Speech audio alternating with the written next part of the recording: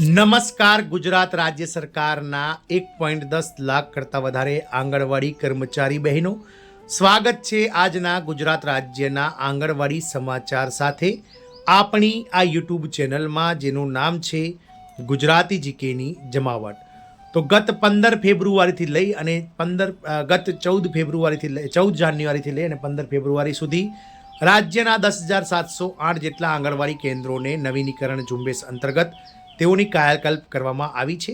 આથી બાળકો અને માતાઓને વધુ સુરક્ષિત અને સુવિધાયુક્ત માળખું પ્રદાન કરવા માટે રાજ્ય સરકારના મહિલા અને બાળ વિકાસ વિભાગ દ્વારા રાજ્યની 10,708 કેન્દ્રોની કાયાકલ્પ કરવામાં આવી છે, જેનાથી હવે બાળકો અને માતાઓને વધુ સુરક્ષિત અને સુવિધાયુક્ત માળખું પ્રદાન થશે. જાણીશું આજના વિડીયોમાં વિગતવાર કે સરકારની આ ઝુંબેશ અંતર્ગત જે 10,708 કેન્દ્રોની કાયાકલ્પ કરવામાં આવી છે તેમાં કેવી ફેસિલિટીઝ વિકસાવવામાં આવી છે અને આવનાર સમયમાં આંગણવાડી કેન્દ્રોમાંથી જે લાભ મેળવી રહેલા બાળકો અને માતાઓ છે તેમને કેવું માળખું પ્રાપ્ત થશે તેના વિશે આજના વિડીયોમાં આપણે વિગતવાર ચર્ચા કરીશું. તો વિડીયોના અંત સુધી આપ બન્યા રહો અને જો ચેનલમાં આપ નવા સબસ્ક્રાઈબર હોય તો અમારી ચેનલને સબસ્ક્રાઈબ કરવાનું ભૂલશો નહીં.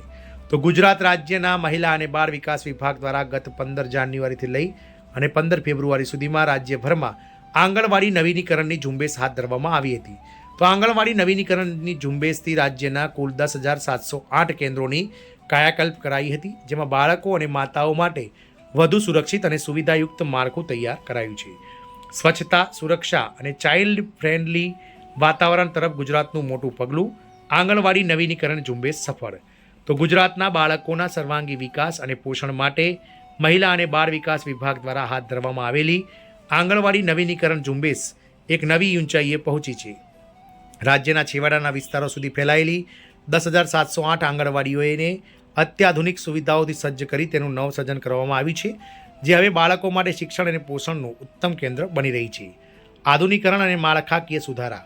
તો મહિલા અને બાળ કલ્યાણ મંત્રી ડૉક્ટર મનીષાબેન વકીલના માર્ગદર્શન હેઠળ આ ઝુંબેશમાં આંગણવાડીઓને માત્ર મકાન નહીં પણ ચાઇલ્ડ ફ્રેન્ડલી લર્નિંગ સ્પેસ તરીકે વિકસાવવામાં આવી છે. સંપૂર્ણ સફાઈ અને રંગરોગાન. તો કેન્દ્રોમાં બાળકોને આકર્ષે તેવું સુંદર અને રંગબેરંગી પેઇન્ટિંગ કરવામાં આવ્યું છે. મૂળભૂત સુવિધાઓની વાત કરીએ તો પીવાનું શુદ્ધ પાણી, બાળકો માટે શૌચાલયની વ્યવસ્થા અને નાના મોટા સમારકામ દ્વારા કેન્દ્રોને સુરક્ષિત બનાવવામાં આવ્યા છે. શિક્ષણ અને રમતગમત.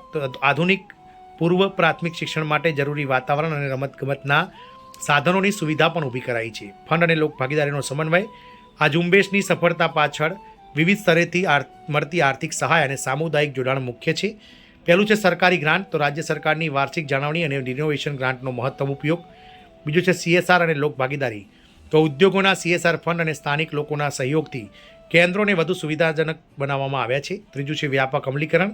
16 જાન્યુઆરી 2026થી શરૂ થયેલી આ ઝુંબેશમાં પોતાના મકાન ધરાવતી આંગણવાડીઓને પ્રાથમિકતા આપવામાં આવી રહી છે. વ્યાપક સામાજિક અસરો. આ નવીનીકરણથી માત્ર બાળકો જ નહીં પરંતુ સગર્ભા સ્ત્રીઓ, ગર્ભવતી માતાઓ તેમજ સ્તનપાન કરાવતી માતાઓ અને કિશોરીઓને પણ મોટો લાભ થશે.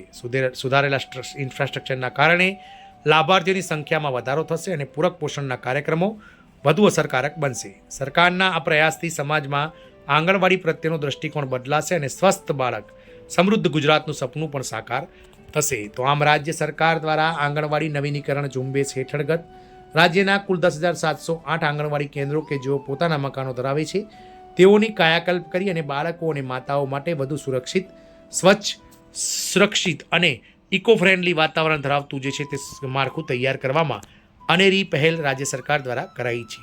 જય હિન્દ. અસ્તુ.